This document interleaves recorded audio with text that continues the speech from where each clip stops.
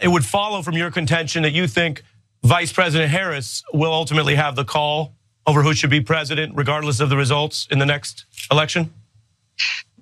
See, you misconstrued the whole Green Bay sweep plan. It's not for the vice president to determine who wins, okay? The only thing that Pence had the authority to do is go back to the states and let the states look at the votes. It's the states in our Constitution who have the right to decide who won an election. But you're not answering the question. It seems like the question when you put it on Harris makes you, Peter, to ask for a second. Yeah, it seems like it makes you, but it seems like it's making you stretch when we just change the name from Pence to Harris. Are you holding the contention? Wait, let me finish the question. You'll get to respond. Peter, let me finish the question. Authority to change the election results. Let me finish the question. That was not the premise of our argument. Think about what Navarro just said there. He said, Ari, you misconstrued the whole point, the whole Green Bay plan, which you should probably stop saying that was the plan. But this whole plan was to let Mike Pence send it back to the states so they can overturn the election. But actually, even if that was the case, he misconstrued that it was about the states. What did Donald Trump say again in that statement that we're talking about with Mike Pence that Navarro just said he didn't say?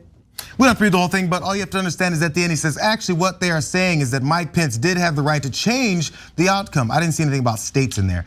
And they now want to take that right away. Unfortunately, he didn't exercise that power. He could have overturned the election. This isn't the first time that they said Donald Trump didn't say that explicitly right after he said that. But I mean, lying has never stopped Peter Navarro before. And in fact, he continued in the same interview. Under your contention, Vice President Harris could take any states that her side lost and selectively send those back. That's your current contention?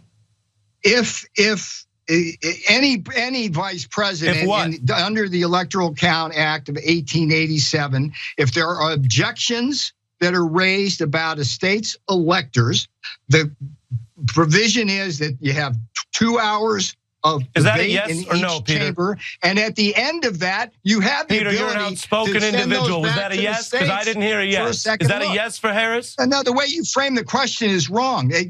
You're assuming that the vice president had the ability to determine the outcome. Wrong. I think he's starting to look incredibly weak as he continues to cry about the election. And you know what? Like I can almost feel the Republicans. And when I say that, I'm referring to anecdotal evidence when I see our guys interviewing them, other media interviewing them, and I'm seeing it a little bit in the polling, but more in the anecdotal in this case. Starting to say like, let's wrap this thing up. I mean, right? And we're still complaining about that election. You want Donald Trump to run again? I would like to see him run again. I think he's probably getting too old. However, if he endorsed another candidate, I would vote for them, and I would vote for him. Okay, now what's the big seller? The big seller right now is Let's Go Brandon hats and Trump 2024 hats. How's business going for you? Business could always be a little bit better, but in terms of like the apparel, because we have several different businesses, the apparel is very strong right now. And the Trump 24, a lot of people want Trump to run again, right? I believe they do. Do you want him to run again? It'd be good for business. It'd be good for capitalism and it'd be good for this country because I believe he does stand for everything that we believe in as Americans. But tone it down a little bit.